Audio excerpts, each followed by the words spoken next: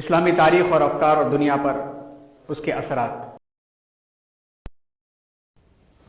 بسم اللہ الرحمن الرحیم، الحمد للہ رب العالمین والصلاة والسلام علی محمد وآلہ واصحابہ اجمعین۔ طب نبوی، یہ عنوان گزشتہ مہینے سے شروع ہوا اور یہ عنوان اس حصے کا سلسلہ ہے جو فہم سیرت کے نام سے اس مقام پہ شروع کیا گیا تھا۔ آج طب نبوی کا جو عنوان ہے، اس عنوان میں رسول اللہ صلی اللہ علیہ وسلم کی جو کھانے کی چیزیں تھیں اور جو پینے کی چیزیں تھیں، ان میں سے دو کا صرف آج احاطہ ہو پائے گا۔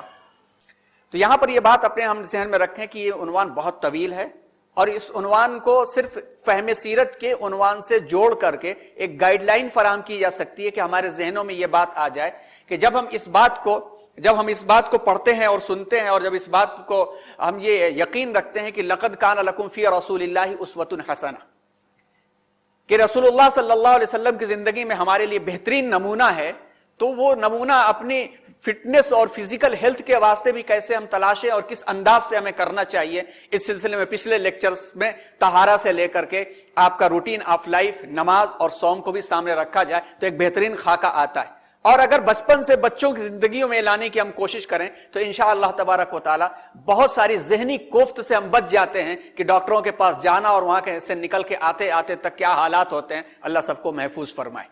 تو یہ بنیادی باتوں کے بعد آج جیسا کہ ہم نے بتایا کہ اس دو عنوانوں کے اوپر بات ہو سکے گی، کیونکہ یہ وہ دو چیزیں ہیں جو دو چیزیں عام طور پر مسلمان بہت استعمال کرتا ہے، اور یہ ہم دعویٰ نہیں کرتے اور اسلام بھی دعویٰ نہیں کرتا کہ اس کی بنیاد یا اس کی ایجاد یا اس کی اہمیت سب سے پہلے اسلام نے سمجھی ہے۔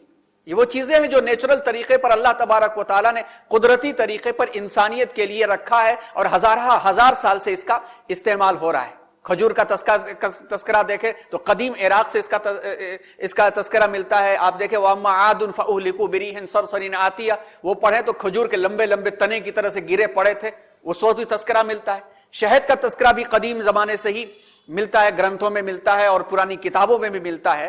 لیکن جس انداز سے اسلام نے شہد اور کھجور کو بتایا ہے، قرآن نے جس انداز سے شہد کا تذکرہ کیا ہے، اس انداز سے تذکرہ کہیں نہیں ملتا، اور رسول اللہ صلی اللہ علیہ وسلم نے جس طرح سے اپنی زندگی میں اسے برتا ہے وہ واقعی ہمارے لیے ایک ایسا نمونہ ہے کہ جس کے ذریعے سے ہم اپنی زندگی کو آسان بنا سکتے ہیں۔ اس کے ساتھ جڑی ہوئی اور بھی چیزیں ہیں جس کا تذکرہ اگلے ہفتے انشاءاللہ لانے کی کوشش کی جائے گی، جس میں حبۃ السودا، کلونجی کا معاملہ ہے، انجیر کا معاملہ ہے، مشروم کا معاملہ ہے، اور شہد ایک دوا بھی ہے اور غذا بھی ہے۔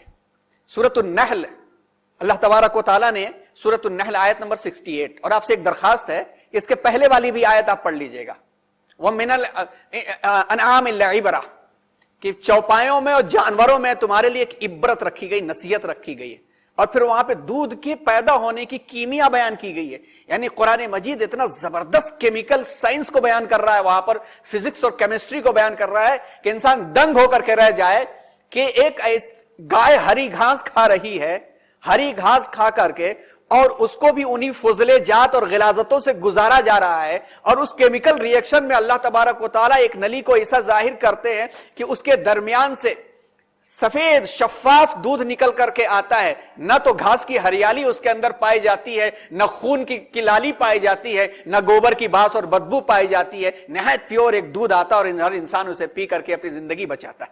اس کے بعد اللہ تعالیٰ نے یہ ارشاد فرمایا، بسم اللہ الرحمن الرحیم، وَأَوْحَى رَبُّكَ إِلَى النَّحْلِ أَنِ اتَّخِذِي مِنَ الْجِبَالِ بُيُوتًا وَمِنَ الشَّجَرِ وَمِمَّا يَعْرِشُونَ ثُمَّ كُلِي مِنَ كُلِّ الثَّمَرَاتِ فَاسْلُكِي سُبُلَ رَبِّكَ ذُلُلًا يخرج من بطونها شراب مختلف الوانه فيه شفاء للناس ان في ذلك لآيات لقوم يتفكرون۔ ترجمہ ہے، اور تمہارے پروردگار نے شہد کی مکھی کو ارشاد فرمایا، اوحا، دل میں بات ڈال دی، الہام کیا، دل میں القاء کر دیا کہ پہاڑوں میں اور درختوں میں اور اونچی اونچی جو چھتریاں بنتی ہیں اس میں جو لوگ بناتے ہیں گھر بناؤ، اور ہر قسم کے میوے کھاؤ، اور اپنے رب کے راستوں پر صاف چلتی چلی جاؤ، اور اس کے پیٹ میں پینے کی چیز نکلتی ہے جس کے مختلف رنگ ہوتے ہیں، مختلف الوان ہو۔ یہ دونوں کی تفسیریں ایسی زبردست ہیں کہ حیرت، دماغ دنگ ہو جاتا ہے۔ آگے کچھ تفصیلات لانے کی ہم کوشش کرتے ہیں۔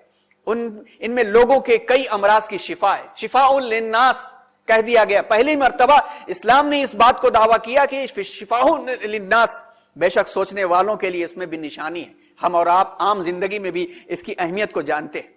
فیہ شفاء للناس میں مفتی محمد شفیع عثمانی صاحب رحمۃ اللہ علیہ تفسیر قرآن، اپنی تفسیر معارف القرآن میں لکھتے ہیں کہ صرف اس کے اندر اللہ تعالیٰ کی وحدانیت اور قدرت کاملہ کی قاطع دلیل، یعنی ایگزیکٹ اور کانفیڈنٹ اس کے اندر ریفرنس ہے کہ ایک چھوٹے سے جانور سے کیسا منفعت بخش اور لذیذ مشروب نکلتا ہے، حالانکہ وہ جانور خود زہریلا ہے. زہر میں یہ تریاق واقعی اللہ تعالیٰ کی قدرت کاملہ کا عجیب نمونہ مثال ہے. پھر قدرت کی عجیب بھی صنعت گری دیکھیے کہ دودھ دینے والے حیوانات کا دودھ موسم اور غذا کے اعتبار سے سرخ اور زرد نہیں ہوتا. دودھ ساری دنیا کے جانوروں کا کیسا ہوتا ہے؟ سفید کا سفید ہی ہوتا ہے، چاہے وہ الاسکا میں دودھ ہو یا جو ہے سائبیریا میں ہو یا جو ہے صحرا میں کہیں ہو. لیکن مکھی کے شہد کا رنگ مختلف جگہوں پر ہوتا ہے، مختلف الوان، مختلف ہوا کرتا ہے. یہ حکمت بہت اہم ہے. اب آئیے رسول اللہ صلی اللہ علیہ وسلم نے اس تعلق سے کیا فرمایا. عن عائشہ رضی اللہ تعالی عنہ قالت كان النبی صلی اللہ علیہ وسلم يعجب الحلواء والعسل. صحیح بخاری کی روایت ہے کہ ام المؤمنین حضرت عائشہ صدیقہ رضی اللہ تعالی عنہ فرماتی ہیں کہ نبی کریم صلی اللہ علیہ وسلم کو میٹھی چیز اور شہد مرغوب تھا، شہد کا خاص اہتمام کرتے تھے. یہاں پہ آپ کو یہ بات بھی ہوگی کہ سورۃ تحریم پڑھیے، سورۃ تحریم اس کے شان نزول میں بھی شہد ہی کا معاملہ ہے کہ بعض ازواج حضور کو ظاہر سی بات ہے کہ فطرتاً آپ سلیم الفطرت تھے، خوشبو پسند تھی، بدبو سے آپ کو نفرت تھی. آپ صلی اللہ علیہ وسلم ازواج کے ہاں جاتے تو بعض ازواج کے ہاں جہاں شہد مل جاتی تو ضرور نوش فرماتے. اس پر بعض ازواج کے ذہن میں بات ابھری کہ کہہ دیں گے کہ یہ فلاں بدبودار پھول سے چوسی ہوئی شہد مکھی کا شہد تھا، باس آ رہی ہے، آپ کے منہ سے مغافیر کی باس آ رہی ہے، تو ہو سکتا ہے حضور ان کے ہاں زیادہ دیر نہ ٹھہرے. سب کو تھی کہ میں آقا ہمارے ساتھ زیادہ رہیں. اب یہ معاملہ ہوا، حضور کو ذرا تکلیف پہنچی، آپ نے کہا میں شہد ہی نہیں استعمال کروں گا. تو لما تحرم ما احل اللہ، اللہ نے یہاں پہ ہدایت دی کہ آپ کو بھی حق نہیں جس کو اللہ نے حلال قرار دیا. شہد کا ہی یہاں پر بھی معاملہ ہے. پھر حضور اکرم صلی اللہ علیہ وسلم نے فرمایا، سنن ابن ماجہ میں یہ روایت ملتی ہے، علیکم بالشفاءین العسل والقرآن، کہ دو چیزیں باعث شفا، اس کو لازم پکڑ لو، ایک شہد اور دوسرا قرآن. کیونکہ قرآن میں ہی کہا ہے فیہ شفاء للناس، تو قرآن روح کی شفا اور شہد جسم کی شفا. اس سے بھی بہت سارے طبیبوں نے نکتے نکالے ہیں. پھر اسی طرح سے ابن ماجہ کی ہی ایک روایت ہے، من لعق العسل ثلاث غدوات كل شہر لم يصبه عظیم من البلاء، جو شخص ہر مہینے 3 دن تک صبح شہد چاٹ لے، شہد 3 صبح باسی منہ نہار منہ چاٹ لے تو اس کو کوئی بڑی مصیبت نہیں پہنچے گی. یہاں پہ یہ یاد رکھیں کہ ہم سب کا پیٹ جو ہے صبح بھی بھرا ہی رہتا ہے، رات تک کھا کر کے سوتے ہیں. وہ سب چیزیں ذہن میں رہنی چاہیے، اور اس کے بعد بھی فوراً وہ چائے اور پھر اس کے نیکوٹین اور پھر کافی اور وغیرہ لوازمات کر لیتے ہیں تو کوئی فائدہ پہنچتا نہیں ہے. طب نبوی کے واسطے جو سب سے زیادہ ضروری چیز ہے وہی ہے کہ رسول اللہ صلی اللہ علیہ وسلم کا طرز زندگی. تھوڑا پیٹ کے اوپر بوجھ کا مطلب بھوک کا بوجھ ڈالنا، اس کے بعد یہ فائدے ملتے ہیں. سائنسی تحقیقات سے یہ بات ثابت ہو گئی ہے کہ قدرت کی طرف سے جتنی اشیاء غذا کے طور پر انسان کو مہیا کی گئی ہیں، ان میں شہد سب سے زیادہ مکمل اور جامع غذا ہی نہیں بلکہ اپنی طبی خصوصیات کی بنیاد پر دوا کے طور پر بھی بے مثال ہے. لاسانی کا مطلب بے مثال ہے.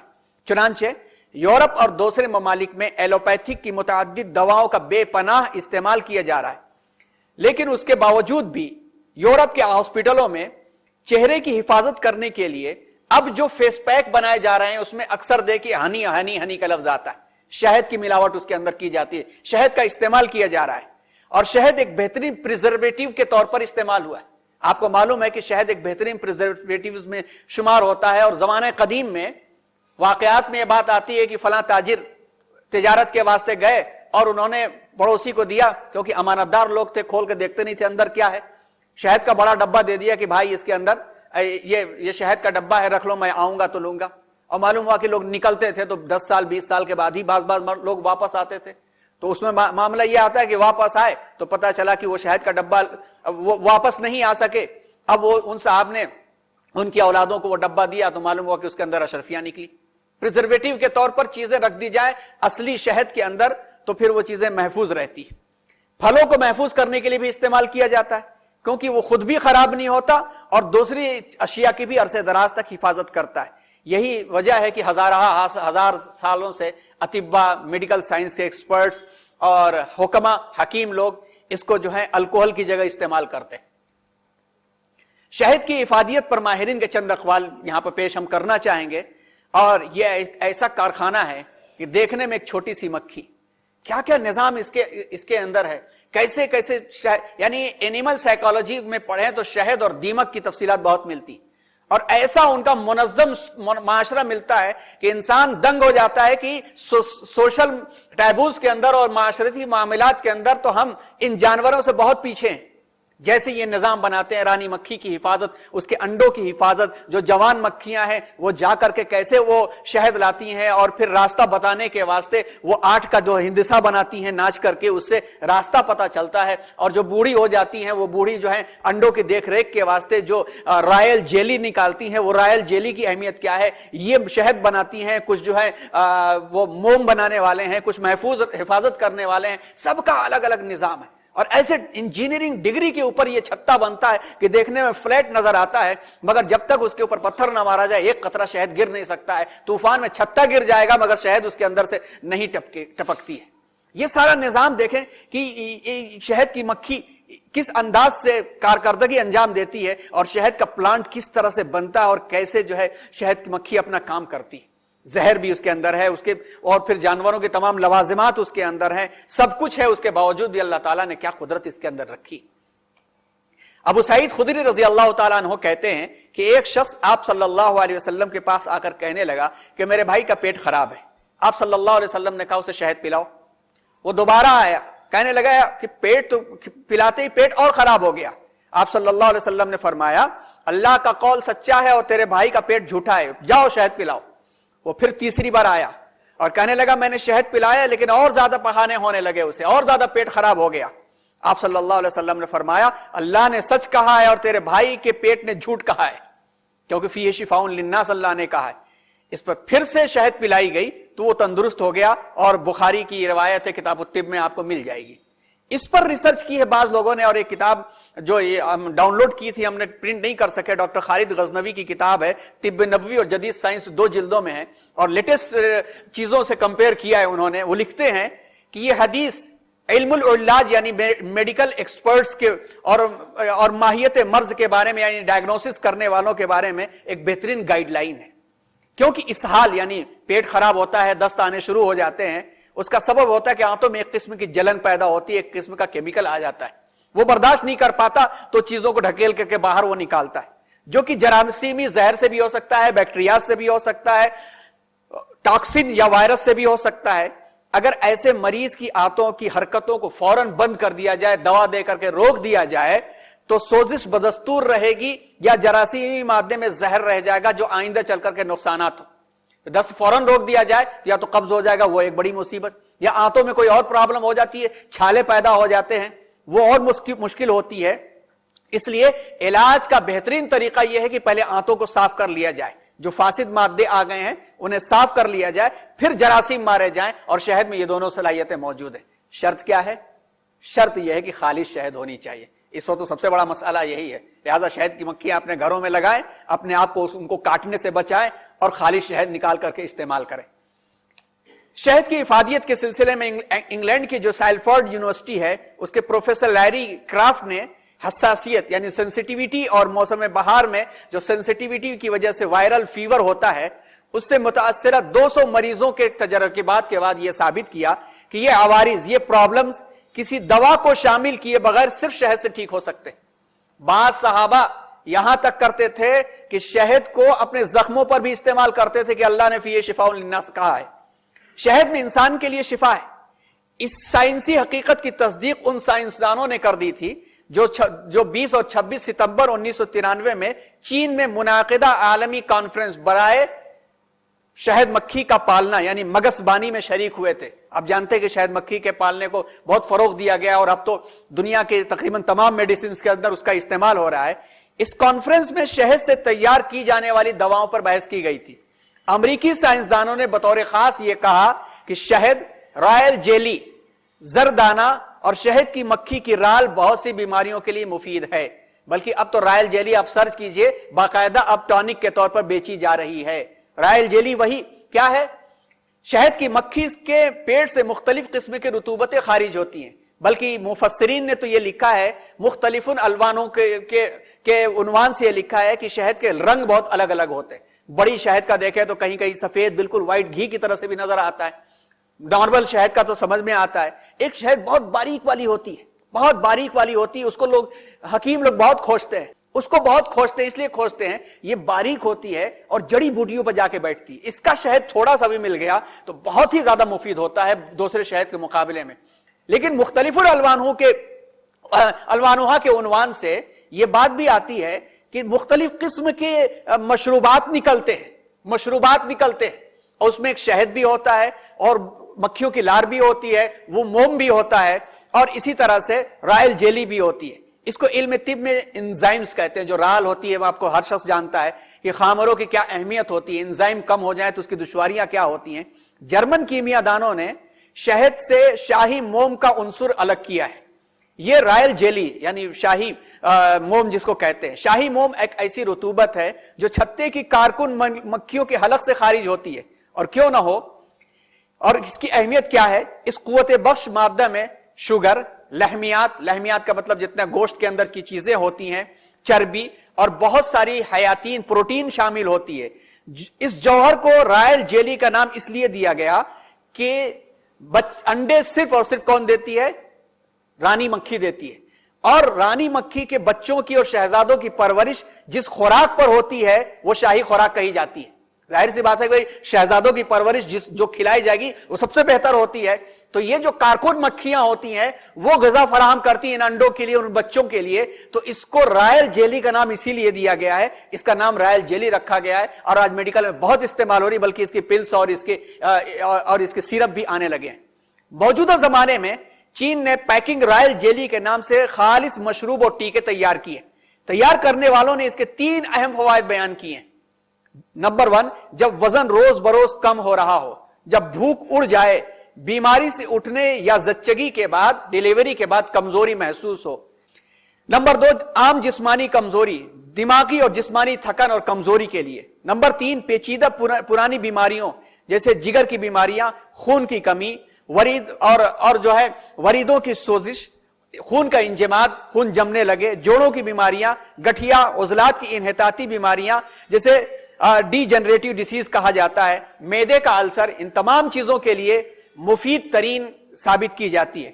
قرآن مجید نے مکھی کے جسم سے خارج ہونے والے اس جوہر کو شفا کا مظہر قرار دیا ہے۔ دنیا کے گوشے گوشے میں اس کی تصدیق ہو رہی ہے۔ ہمارے لیے جو یہ سنت رسول صلی اللہ علیہ وسلم جس انداز کا ہے ویسے ہم انجام دینے کی کوشش کریں۔ دوسری، اس کے اندر بہت ساری اور بھی تفصیلات ہیں جو ہم نے کہا کہ ہم نے چھوڑ دی ہیں۔ حافظ ابن حجر عسقلانی رحمۃ اللہ علیہ نے بھی کہا کہ شہد پیاس کو بجھاتا ہے، صبح صبح اٹھ کر کے نیم گرم پانی کے اندر شہد ڈال کر کے پیا جائے تو ہمارے جیسے نزلہ والے لوگوں کے لیے گلے کی خراش میں بہت فائدہ ہوتا ہے، گلے کی خراش میں بہت فائدہ ہوتا ہے، اور بلکہ تھوڑا اور گرم پانی کر لیا جائے، شہد 1 چمچ ڈالا جائے تو گلا بیٹھنا بند ہو جاتا ہے، اور سب تجربے سے بات ثابت ہے۔ آپ میں سے بہت سارے لوگ واقف ہو گئے کہ کیا دشواریاں ہوا کرتی تھی۔ الحمدللہ شہد کا جب سے عنصر اپنی صبح کی خوراک میں شامل کیا گیا، اللہ تعالیٰ نے بے شمار فائدے عطا کیے۔ حافظہ کو قوت بخشتا ہے۔ امام زہری رحمۃ اللہ علیہ کا قول ہے، علیک بالعسل فإنہ جید للحفظ، شہد کا اہتمام کرو کیونکہ وہ حافظہ کے لیے بہترین ہے۔ شہد ردی رطوبتیں نکالتا ہے، فاسد مادے نکالتا ہے۔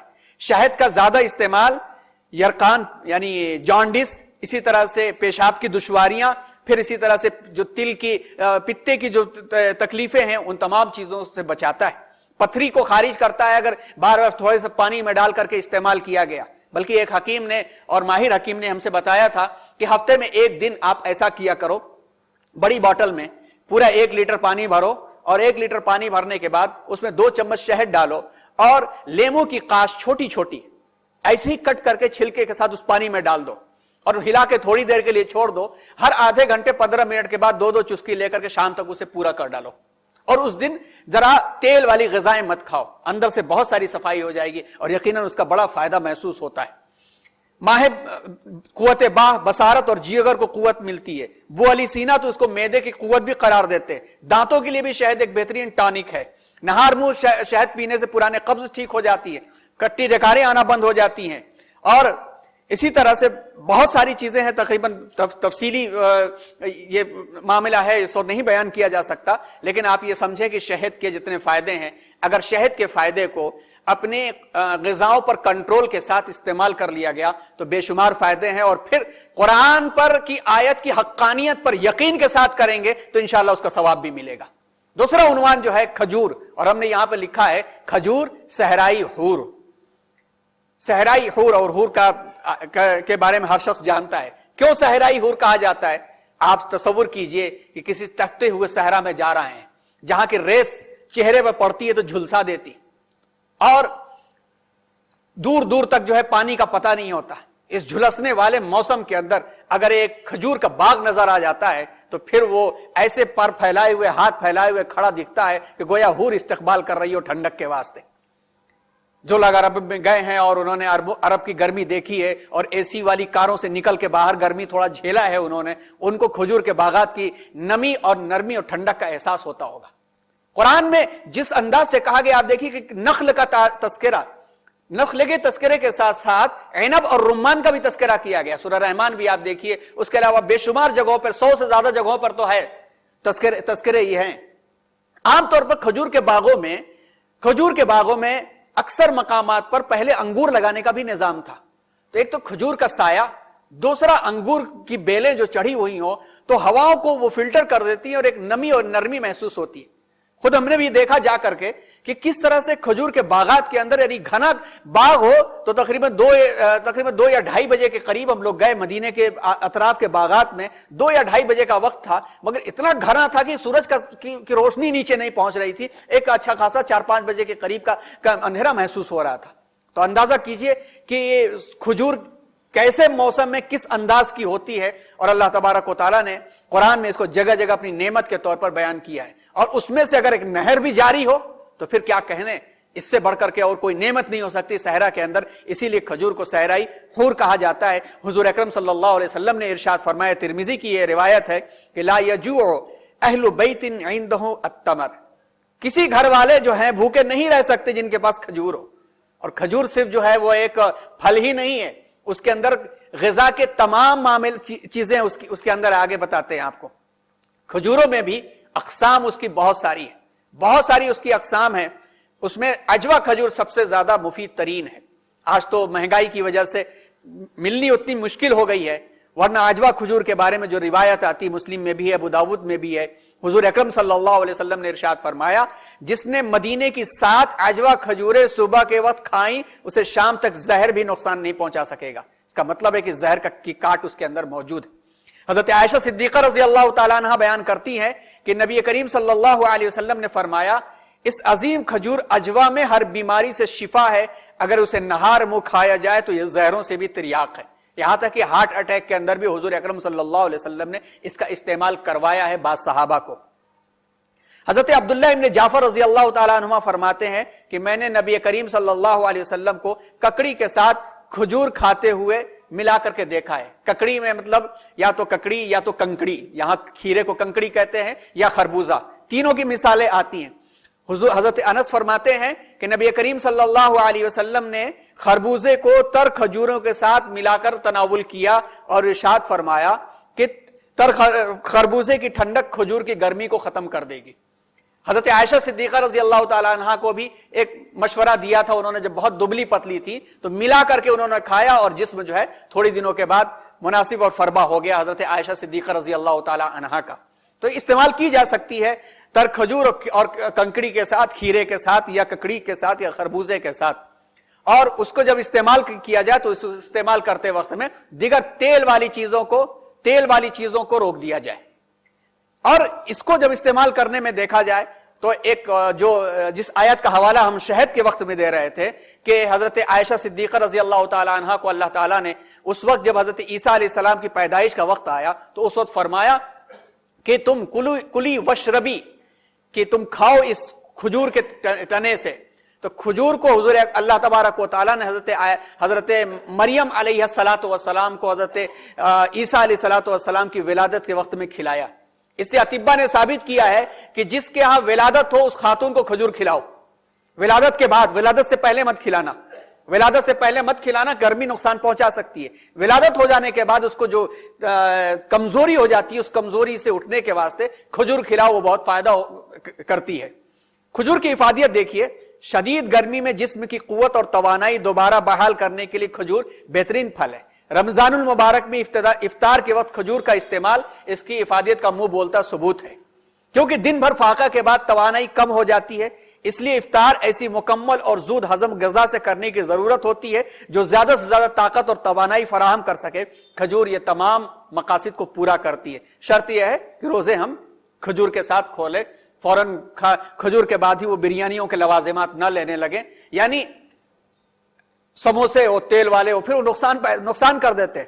بہتر ہے کہ ایک دو کھجور کھا لیں، نماز وغیرہ پڑھ لیں، اطمینان ہو جائے. اس کے بعد سے تھوڑی چیزیں کھائیں، منع نہیں ہے، لیکن اگر اتنا بھی اہتمام کر لیں گے تو فائدہ ہوگا. مگر ہم مانتے نہیں ہیں. کھجور تازہ خون پیدا کر کے قوت اور توانائی میں اضافہ کرتی ہے. اعصابی کمزوری، کام کی وجہ سے پیدا شدہ تھکاوٹ، انسان کام کر کے تھک جائے، ایک کھجور کھا کر کے ایک گلاس پانی پی لے تو بڑا سکون ملتا ہے.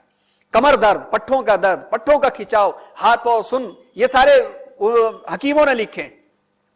بلغمیاں بڑا مزاج کے لوگوں کے لیے بھی مفید غذا ہے. کھجور کو تھوڑے سے پانی میں بھگا کر پانی کے ساتھ استعمال کیا جائے تو دل کو تقویت ملتی ہے. نزلہ اور زکام، گلے کی خرابی اور چھینکوں کو بہت فائدے ہوتے ہیں. واقعی اس کا فائدہ ہوتا ہے، ہم خود بتا سکتے ہیں. جسم سے زہریلے مادوں کو فوراً خارج کرتی ہے اور بلڈ پریشر کو کنٹرول کرتی ہے. کھجور وٹامن اے کا بہترین ذریعہ ہے جو جسم کی جلد کو چمکدار، صاف اور صحت مند رکھنے، اس کے علاوہ آنکھوں کی صحت خصوصاً بینائی پر مثبت اثرات کھجور سے مرتب ہوتے ہیں. اندرونی اعضاء کی اندرونی تہوں اور جھلیوں کو صحت مند رکھنے کے لیے انتہائی اہمیت کی حامل ہے. تحقیقات سے ثابت ہوا ہے کہ وٹامن اے منہ، خوراک کی نالی اور پھیپھڑوں کے سرطان سے یعنی کینسر سے بچانے میں اہم رول ادا کرتا ہے. وٹامن اے اور کھجور کے اندر پایا جاتا ہے. کھجور کے 100 گرام کھانے والے حصے، خوردنی حصے 100 گرام، اس 100 گرام کے اندر 15.3% پانی ہوتا ہے، 2.5% پروٹین ہوتا ہے، 0.4% چکنائی لپڈ ہوتی ہے، 2.1% نمکیات یعنی منرلز ہوتے ہیں، 3.9% فائبر ہوتا ہے اور 75.8% کاربوہائیڈریٹ اس کے اندر پائے جاتے ہیں. اس کے معدنی اور حیاتی اجزاء میں یعنی منرلز کے اندر کیلشیم 120 ملی گرام، فاسفورس 50 ملی گرام، آئرن 7.3 ملی گرام، وٹامن سی 3 ملی گرام اور کچھ مقدار میں وٹامن بی کمپلیکس ہوتے ہیں. اور اس کی غذائی صلاحیت 100 گرام میں 315 کیلوریز ہے. تو مکمل غذا ہے، ہر چیز اس کے اندر ہے، سبزی بھی ہے، گوشت بھی ہے، پانی بھی ہے، سب کچھ اس کے اندر ہے. اور یہی وجہ ہے کہ رسول اللہ صلی اللہ علیہ وسلم نے اس کا اہتمام کیا اور آپ صلی اللہ علیہ وسلم نے کھجور کی اہمیت کو بیان کیا اور کھجور کے سے علاج بھی آپ نے فرمایا اور کھجور کا استعمال بھی فرمایا. ہمیں بھی چاہیے کہ اسی معیار اسی مقدار میں طب نبوی صلی اللہ علیہ وسلم کے طرز کے مطابق ہم جو ہیں علاجوں کو فروغ دینا شروع کریں تو انشاءاللہ تھوڑے سے صبر کے ساتھ. دنیا آرگینک کہہ کر کے ہمارے گھروں میں بوٹل کی دوائیں اڈیل رہی ہے، ہم خود آرگینک سنت رسول صلی اللہ علیہ وسلم کے مطابق اپنی زندگی میں ہم لا لیں تو انشاءاللہ تبارک و تعالی اس کی بہت افادیت ہو جائے گی. بس یہ کچھ جھلکیاں تھیں، اس کے واسطے یہ درخواست ہے کہ جو شروع میں بات کی گئی کتابوں کے حوالے سے ان کتابوں کی تفصیلات پڑھیں تو ہمیں معلومات ہوں گی. عمل میں لانے کے لیے بہتر ہے کسی جانکار کے پاس، حکیم کے پاس بیٹھ کر اپنی باڈی کی ریکوائرمنٹ کے مطابق اسے سمجھ کر کے استعمال کریں. یہ صرف گائیڈ لائن ہے سیرت فہمی کے عنوان پر، اس مقصد کے تحت کہ ہمارے آقا جناب محمد الرسول اللہ اور سب کے آقا جناب محمد الرسول اللہ صلی اللہ علیہ وسلم کی زندگی کا ایک ایک نمونہ ہماری روح، ہمارے جسم، ہمارے ذہن، ہمارے دل کی صحت اور عافیت کے لیے کافی ہے. دنیا میں اور کسی چیز کی ضرورت نہیں پڑے گی اگر اس کے مطابق ہم نے ادا کیا. انشاءاللہ اگلے ہفتے کچھ عناوین اور بھی لانے کی کوشش کی جائے گی جو اہم ہے، جس میں حبۃ السودا کا معاملہ ہے، سرکے کا معاملہ ہے، سرید ستو کا معاملہ ہے، اسی طرح سے جو ہے اس کا ہے دلیے کا معاملہ ہے، یہ جو بہت اہم عناوین ہے، کچھ جھلکیاں اور پھر مزید لسٹ پیش کر دی جائے گی تاکہ یہ عنوان ختم کر کے اگلے 2-3 اور اہم عناوین ہیں، ان عناوین کی طرف سفر شروع کیا جائے۔ اللہ تعالی ہم سب کو سیرت رسول صلی اللہ علیہ وسلم کے ہر پہلو پر عمل کرنے کی توفیق عطا فرمائے، آمین۔ سبحان اللہ بحمدہ، سبحان اللہ العظیم۔